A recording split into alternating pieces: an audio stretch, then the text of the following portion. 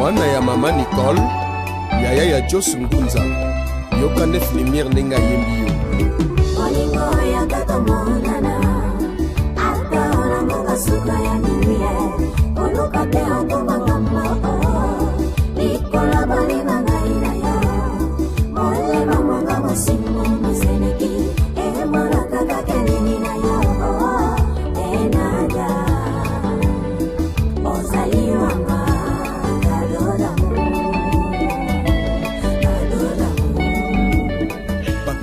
Bonjour comme ça à tous les fidèles internautes, à vous qui nous suivez de partout dans la ville, en fait, de partout dans le monde. Je vous souhaite comme ça une très joyeuse fête des Saint-Valentin, parce qu'il faut le dire que aujourd'hui c'est le 14 février 2018. À tous les amoureux et amoureuses, en tout cas, joyeuse fête de Saint-Valentin à vous.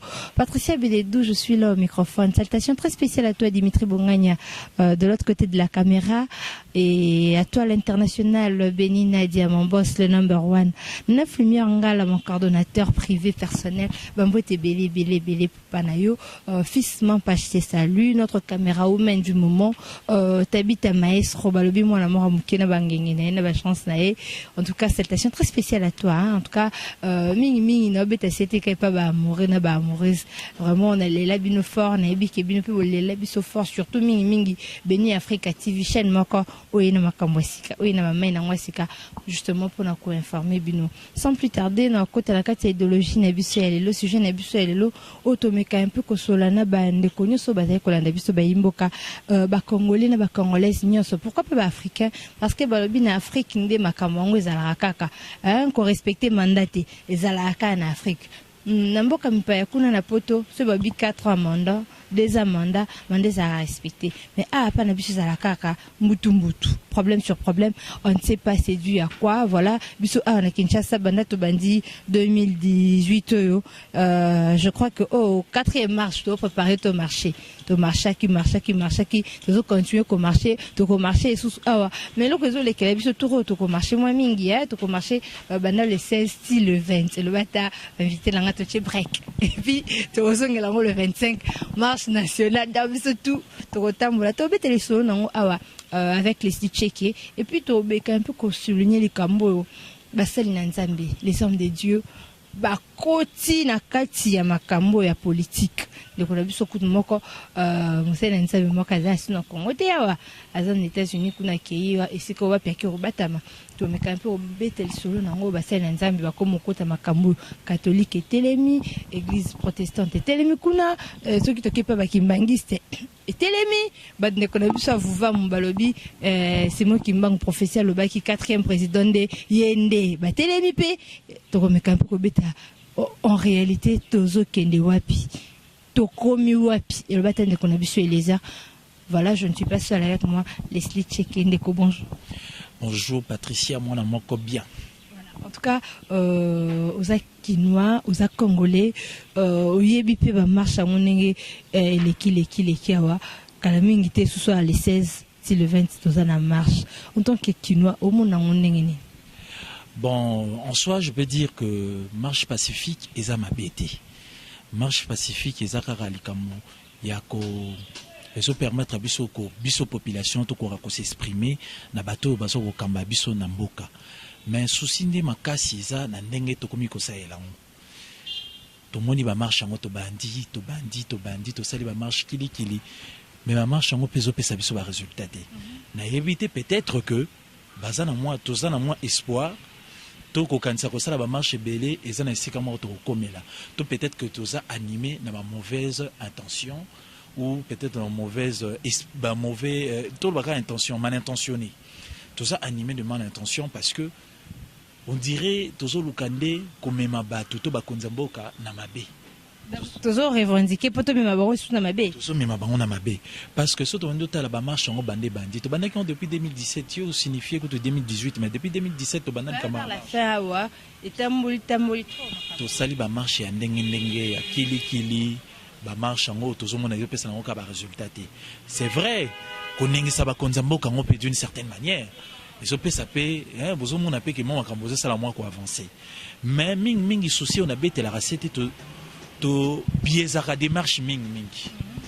au monde que tous comme na ko perdre raison il y a marche pacifique à mon ndenge il fallait les aller là c'est que tous ça la marche en haut bien té tous ça la bien té marche pacifique on dirait d'abord entre temps tous bomona biso na biso ba congolais tous ko pianer tous kolinga kozong sa mutu sima parce que yo pied muninga no congolais ozong se sima te moi mutabeta moi copne beta moi libanga na oyo pied dans mon établissement na entre temps pe ba o to bingi ba agent de l'ordre au moni bango pe lelo ba comme réagir ba comme tchama boko et comment créer ba décès que dans le but to rendre hommage na bato nyonso ba kufi par rapport à ba marche pacifique alors ngai na yebite so na moya lelo susu to ko benga ngo marche pacifique ngani to benga ona comme mususu to benga marche pacifique to benga oni to na musu pacifique parce que au contraire to comment créer des ba raisons pour que tout ça na biso trouble ndiri kana ngoka kulunati to mo créer na biso grave situation mo boto cha trouble. Avant peut-être oui, mais aujourd'hui l'église catholique était l'émi. Tout le monde qui bimisa qui biso l'église catholique. Papa na biso cardinal, to tambola qui prêtre bazaki liboso, marche na mona qui trouble été et ngakut na moni au contraire ba ça qui trouble né ba agent de l'ordre wana oyozolo ba ngone mutu ba sali trouble poto moni ba catholique ba oti na église ba bimi. Sango liboso, la charité bien ordonnée commence par soi-même. Pour na bango kutu bazali ti ba opposant ti batambusa biso opposant zali na chambre na poto kuna lobi bon bobi maboki otambola na basi ni baza kuna na poto ye moko pe na marche ngo mona na te omona ka biso ba membre effectif photo zarana parti totambo tamboli des ordres salami piège et tout mais le lot monde ba catholique bazali ki wana Patricia Beledou au lobby cardinal mutazo ki initiative mais tout le monde qui na marche ta si ba prêtre au monde qui va prêtre pas prêtre mais biso tonos la cardinal ye mora tambola mais la charité bien ordonnée commence par soi-même oui par soi-même au lobby bien évidemment parce que mutazo qui initiative l'église catholique donc l'église catholique on en disconvient pas l'église catholique mais l'église catholique il fallait d'abord qu'on puisse voir d'abord lui-même le je suis désolé tant le bi basango batambola ki basango certes peut-être batambola ki na ba église mususu mais ngana za musikate na cathédrale à Notre-Dame du Congo là-bas inde nini sango abimaki te car ba fidèle car muto abimaki mais argent de l'ordre ba ko sani ba ko panza attroupement wana. Non, parce que tout ça la marche, to piller, to salir des ordres, de loba, na loba, bien. Nanina signifie le remords. Basenga qui marche pacifique, bah qui est pas autorité morale au hôtel de ville. Bah comment écoute ba côté banate? Te y en a le bit. Basenga qui marche pacifique, hôtel de ville. Pour y ne mutu, azoko gouverner la ville province de Kinshasa. Yende mutu, il faut appeler ça nzela. Marche et salama. Et bien que ça n'a pas marche pacifique, mais pour une raison sécuritaire, organisation gouvernementale, le gouvernement provincial va juger bon, babi que marche pacifique y en a cause à la tête parce que ming babiezara démarche. Marche pacifique y en a bon na pillage, na kuluna, na makambi belé bakas et évidemment et puis ça résultat. Franco et la brûlé et tout. Évidemment, et puis ça a un résultat, na auto bengara mort d'homme. Alors, pour na raison sécuritaire, gouvernement provincial et juge qui bon que marche pacifique et zalaté et ba yebi yango bien. Yango la raison pour laquelle ba tikiti saki ba o ba bengara ba agent de l'ordre ba kene ko panza bango pour que marche wana et ça la maté parce que déjà au préalable ce n'était pas autorisé. C'est l'église catholique et ça était tu. C'est là qui était tu nango wala to se voiler la facité boye bien. Et ça là qui était tu nango. Maintenant tu sautes aux na cathédrale Notre-Dame du Congo to bengango et ça ra des lignes wala le to bengango du Congo. Ba sango ba bimakité. Na rokene ko cité na nenga mabete to na pays démocratique ndeko to bengi Félix Tshisekedi azaki na nini na messe wana après messe esenga ki babima ki kotambola mais na messe wana problème nini s'est passé basango babimi bakena nini na bango sika babatamaka bongo ndeko Félix Tshisekedi azowela ki kokota na mutuka mais regret ka kezala parce que biso tozaki sur place to filma qui était. C'était quoi? Il fallait tout filmer et regret yangoana. Mais il y a ce bima qui est côté na mutuka. Mais bango baba qui tout ça la marche pacifique. Il fallait y pas bimat. Abimé longo na basango basala ki mes. Va que marcher na population. Pour nani côté la population et bima. de la population américaine qui est victime de la gaz lacrymogène. En tout cas, et ça allait passer là le 29, le 31, je crois. Voilà, ça allait passer, tu fêté bonne année kakame na nini na moi kobanga. Mais là on y est pour ça qu'il se tambola. Et parce que constitution ils a respecté. Et puis wana ezaka kanamboka na bisoté. Eza na Afrique. Na Afrique OK na nini ozonga na nini ozonga ezala rara bongo. Qu'est-ce qui se passe aujourd'hui? Nini zotambola te na politique na biso pour nité au sali mandat président Kabila Bambote Bele mes respects mandat esili de l'équipe de ma ponamité les élections de Balbaki notre OK élection et puis makambo talema. Qu'est-ce qui ne marche pas? Qu'est-ce qui ne va pas na CENI? Je ne sais pas. CENI kuna oh ils ont pas ça raison nango. Côté constitution oh faut qu'on change. Donc on ne comprend plus rien peuple congolais à l'obité au marché quand même. Mais ngana kanisa dans le moment où toute la population congolaise, tout le peuple congolais, tout ça agité. Et comme un problème d'agitation. C'est vrai, en 2016, je peux encore comprendre les actions mini. En 2016, parce qu'ils avaient vraiment fait un mandat, il y a le président Kabila. Mais tout comme on a eu comme agitation. Dans Kanissa dernièrement, chef de l'État, Joseph Kabila, a salaki point de presse, avec sa presse, mais malheureusement, quand on a raté les journalistes, on va poser des questions et s'engager à quitter. On va dire na place na place ça ba kelele ebele na place ça ba créer un engouement inutile. Il fallait s'engager qui ba tout na chef de l'État toutes les questions possibles. Mais chef de l'État peut azanga yipete na répondre na préoccupation à ba congolais. Abi ezali kambuya organisation ya ba élection. C'est vrai que la constitution il prévoyait que il fallait président il y a haute chambre autobenga Sénat Moutou a assumé peut-être en intérim tiko kende na nini na élection mais et pas ils m'ont repéré carrière sous constitution à lobby que aussi longtemps le nouveau président élu a bandi noté au azawana a continuer à roti kalanano pour ba bongisa maponami au royamba la sima autobengi élection. Alors la raison pour laquelle Bamoun va juger bon, il y a un président de la République à juger non bon, à quel moment sur cette optique. L'élo 2016 c'est corrigé, c'est vrai que tu as bien manigance.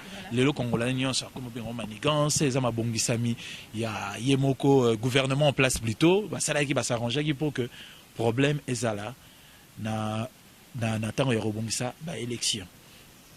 Yemor a signifié. Habillé dans la élection en 2006, on a 500 millions de dollars. Mais l'élo est comme on a 1 milliard 200 millions de dollars. Au moins, c'est exorbitant. Et puis à poser question, après élection, qu'est-ce qui va arriver au Congo? Parce que vous voyez, on fait le Bango qui est crise de Kobanda. Il fallait qu'au cancer social à Congolais. Mais puisque tu as tellement enthousiasmé que Kabila la fois Kende, Azan a choisi à Kokende. A bibe élection que Salama à Kende. Maintenant on est allé comme cas agitation. Bah il y a par exemple ma machine il y a vote Bolingi Angoti. Mais il y a des histoires qui sont triquées, Leslie. On t'attend aux amis mingi à côté à pouvoir, bon, je ne sais pas, parti politique, mais bon, voilà. Réaliste parce que seul les lois c'est un réalisme parce que dans le monde congolais basa beaucoup plus na distraction et quotidienne ba journaliste ayant que ba quoi opposé chef de l'État ba question sur elongo banagi. Et puis c'est quoi le problème? Distraction quotidiennement ma casse to ko mona susu vrai problème ici que se situer zati. Et puis que ngana koloba eloko moko na Congo oyo sauf vraiment opposition ezalaki nde Kabila koya kala opposition ezalaki bango nyonso na ba corrompu. Moi je trouve mal que nanda kuma boy papa a la responsabilité en tant que père a foutu la mwana minerval kolia ya mwana elamba ya maman akipara bana nda kwa futa kama courant bana to maman batelema balo ba ke papa yo za mabe non quelque part oui Ce qui est la constitution de lobby, c'est là, s'il te plaît. Ce qui est la constitution de lobby, c'est bien bon. Mais oui, et ben dit les autres ont raison. Mais le problème, c'est quoi? Aujourd'hui, ben na poto boyo kanga bayebi western et salibwe. C'est bien sont à 50, 10 ans peut-être na era Mobutu. Western ils ont ça na moto boité. Mais elle est le qui? Ben na poto bazolé. Qu'est-ce qui ne va pas? Pas si. Dollar le commune à combien? Désordre. Attends, Leslie, Ozamaloba. Dollar le commune à combien? Désordre. Bah, étudiant, bah, fout un atome sous. Yoka désordre. Bah, fonctionnaire. Bah, bon, na banque, na ton na bango. Banda, kutozo fout un atome 16.2. 16.2 en OP, kotom sous 16.7, kotom sous netka et comme derrière, bah, 17.2. Et si comme sous, moi, je fout un minerval, na to, il y a 16.2, soit 16.5. Désordre déjà à un niveau social, peuple congolais là. Tozoliate. Si le prince va le bac à 5 chantiers, oui, souffrance à Congolais bandal et l'autre. Mais quand ça ne marche pas, la voix du peuple, c'est la voix des dieux. Donc, chaque président Kabila, on pensait tout ce que Missalé est là. Les lots aussi, c'est classe ok, na CV, na entreprise Songolo, c'est une expérience à 5 ans. Licencié, comme une cabine, na coin. Jeune bazo balate ba passer ba comme si on chida au célibat. Est-ce que aux balate pour aux amoli moi célibat ou bien parce que tu ne travailles pas, tu n'as pas un emploi au Yokobala. Tu vois un peu tout ça et faire révolter Congolais au monitozo marché catholique et côté Baramboyo, vous va me connaître telemi pour le belabino peut passer n'ensemble mais pour comment beaucoup de sango mingi. Je ne sais pas yozo le bac non, peuple congolais souffrance nebandaka là, c'est pas normal, plus on va Congolais toujours souffrir. Mais dans le bello conjoncture d'abord il y a pays, ça c'est vrai, zelo mo zo toucher bisonioso en tout cas toujours subir. Pourquoi? On va pas se voiler la face. Moi tout commence au début. Non, la tête était maintenant dans mes gestion. Parce que il faut dire que on ne va pas se voiler la face. Congolais est animé de la mauvaise foi depuis le fil du temps. Depuis Tobengama Pesaïr, Tito Zongi Congolais, tout ça animé de la mauvaise foi. Congolais, il y a Bomara de Ronaï Congolais. Au monde n'engo bête sur la bateau. Et ça non. Esprit, donc eux et état congolais, esprit congolais, montez dominé.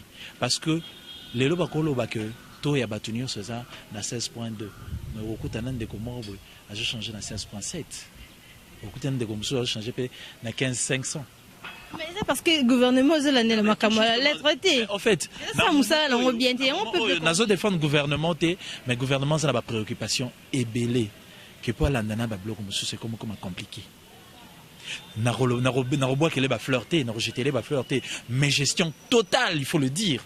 On va pas se voiler la face. Mais, préoccupation comme il y a des Congolais, c'est que miracle, les actes sur Kabila Kei. Kabila a posé une question. Bon, ce qui y a Kei, ni Négoya Nassima. Est-ce que le social des Congolais, vous avez pensé, les lobes ont organisé élection. Il y a 1 milliard, 200 millions. Et puis, il y a le qu'après lui, c'est les déliges. Bon, président Nyon Sakanisara Bongo, Namboka Nyon surtout.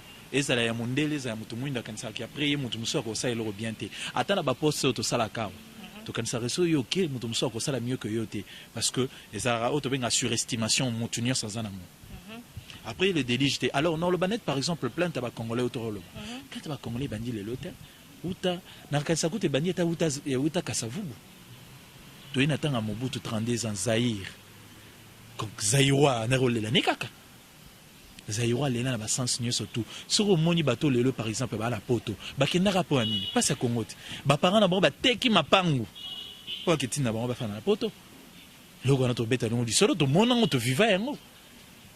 Pour ni bateau, qui n'a pas refuge ailleurs, c'est parce que, ah ouais, moi, tu es déjà copié là. Mais gestion, c'est la gouvernance, la gouvernement nions, la gouvernance nions. Et l'équipe. C'est-à-dire que il faut tout le baron en vérité. On est en train de dégrader. C'est-à-dire que tout se faire que régresser à la place de développement. Foulou Kinshasa Mobimba, on a sous ces années.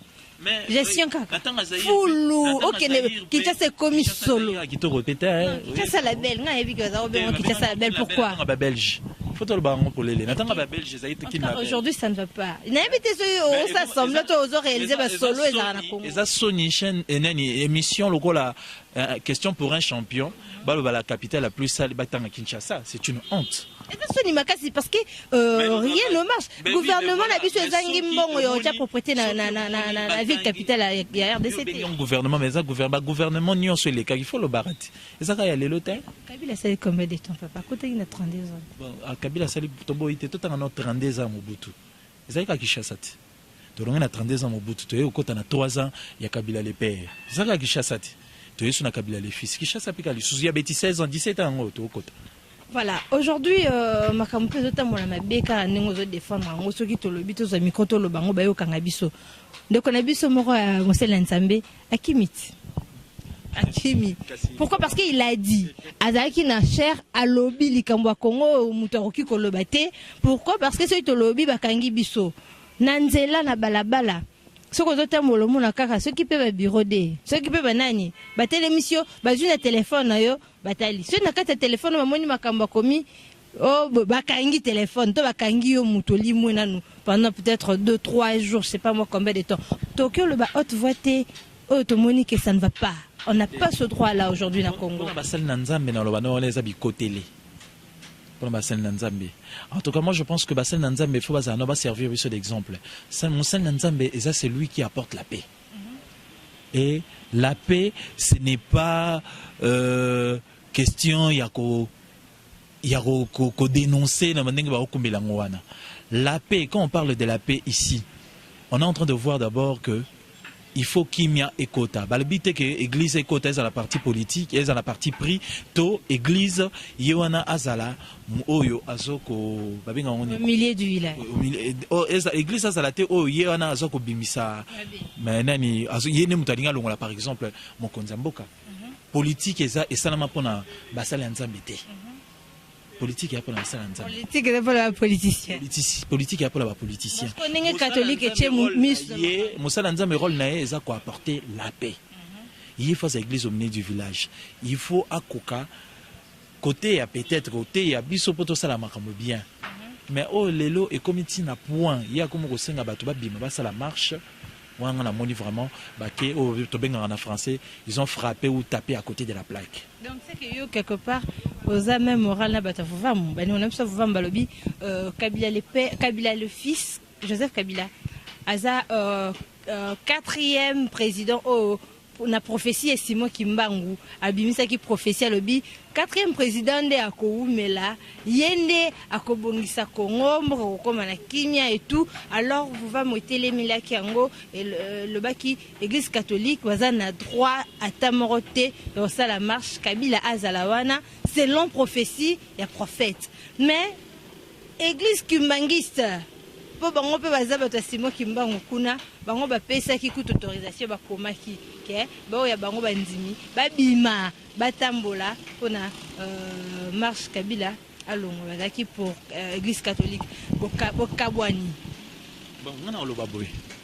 D'abord je suis pas trop spirituel et puis wanezanga ils ont engagé na croire na ba prophétie. Donc sur le plan prophétie en tout cas je suis pas là-dedans.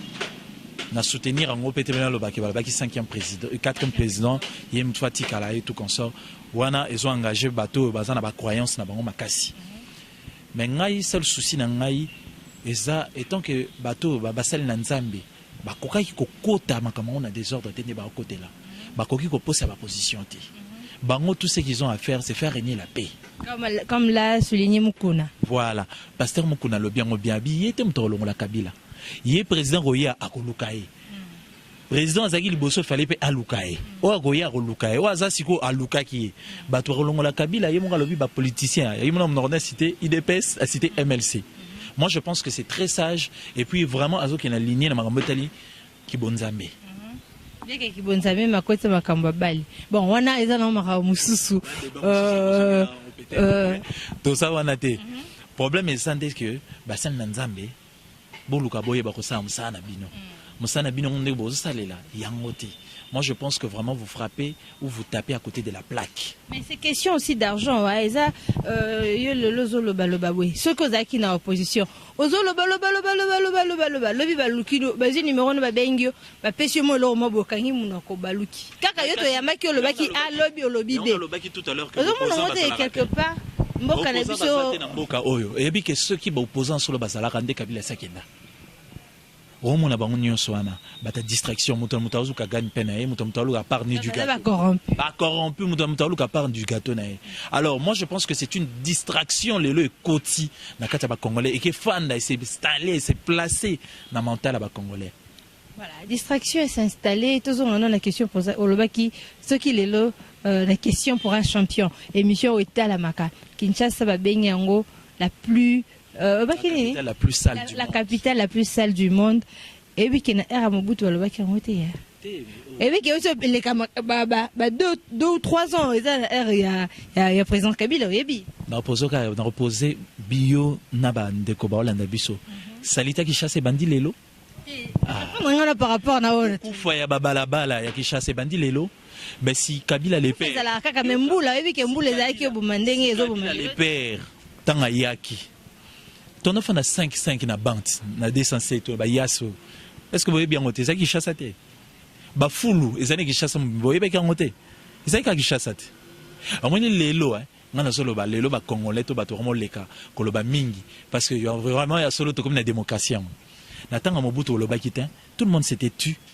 Bazoloba meke bazoba bande kumsu bazo ya Kinshasa te surtout bande kona biso ya poto bazo ya Kinshasa monite siko nde bokomi kuna mo accès lelo bokomo loba mwa mingi na ebele bazalaki ba politicien o komo benga ba politicien lelo bango la lelo bakomi na poto bango sala mbanga ebele et puis je n'ai rien contre les combattants ngai elo na osenga na ba combattants babundela mboka libanda te eza la solution te tokutana na Congo tocha main dans la pâte. Les 16, le 20 et puis le 25, Obima, Torobimate. Monisco qui est vraiment ezali kamoko.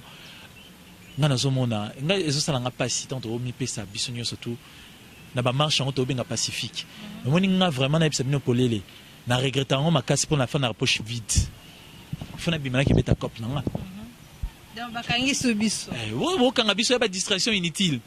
Na place to luka mongo to lesa ba lifanto to lesa ba mama. Donc, tout part dans le temps, tout ça, bah marche inutile. Ça, c'est perdre de temps inutilement. Parce que nous avons une journée, on a une journée à vrai piaka. Inutile, tu fais un banda, tu bimandes, tu travailler, tu t'embolles. La marche est à la tête pour nous. Comment on a inutile, net psycho. Les 16 et le 20, combien de jours? Combien de jours? 4 jours, tu fais un nzala. Et puis, tu vas quitter sous le 25. Et puis, ils ont rimé na nini ngana oloba. Résultat, ni les opé. Ça bande au marché. Kabila Saki. Faut y aller. Marche en réseau inutile. Donc, c'est la distraction, la pire distraction au Bozo Sala. La seule chose à faire plutôt, c'est soutenir Bissot Congolais, main dans la main, tout qu'il y ait des élections. Pour que Kabila moi qui n'est total à Moutassima, main dans la main, on continue. Si Moutoua Roya pour que Moutoua n'a pas ça, on bien. Voilà. Comment rejoindre Leslie Tcheke? C'est un mot simple. Leslie Tcheke, il suffit qu'à contacter un numéro dans qui est le plus 243, donc code Mboka, plus 243 82 149 20 54. Plus 243 82 149 20 53. Donc, si vous avez direct, vous répondre à ma préoccupation, on a un sens parce que tout soit en réflexion, en raisonner. Moi, je suis un psychologue et je suis en train de voir tout ce qui est dans la psychologie, dans le mental des Congolais. Et c'est ça le problème. Le Congolais, c'est la médiocre, justement parce que est médiocre. On ne sait pas percer, on ne sait pas voir loin. Alors, n'allons pas à la distraction. Plutôt, réfléchissons. Trouvons le mieux pour que notre pays puisse aller, puisse marcher. Nous voulons le développement. Mais le développement, comment est-ce que nous allons? Parce que les élections n'est pas un développement. On pourra changer autant de présidents. Mais tant que nous, d'abord dans notre mental, nous, le mental congolais a changé, on a toujours le même problème. Moussa Nabiso, ils ont s'attarder, qu'on finit à bateau, bateau diriger Bisso, de règne en règne. Voilà, merci beaucoup à toi Leslie Tcheke et Patricia Beledou. J'étais là justement pour embêter les bines Masolo, ils ont les Kalambo, Kalelo, tout ça en marche. Les 16, le 20 et puis le 25, Makamango, homme de Dieu, Kotiango, numéro na biso zarawana oza poso participer na émission bengi biso ne le bakaka. Je vous retrouve très bientôt. Salutations très spéciales à toi Jules Mani, mon konzaba na Lemania ça, et pourquoi pas à Jean-Jacques, je te salue aussi à Jean-Paul, Mambote belé panayope de konangai Patrick Ntela, voilà narabiso, Eric Ntela d'ailleurs, d'abord c'est un Eric Ntela. Dimitri Bongania, merci beaucoup à toi, à suivre. Mwana ya mama Nicole, yaya ya Jos Ngunza, yokane filimier nenga yembi yo.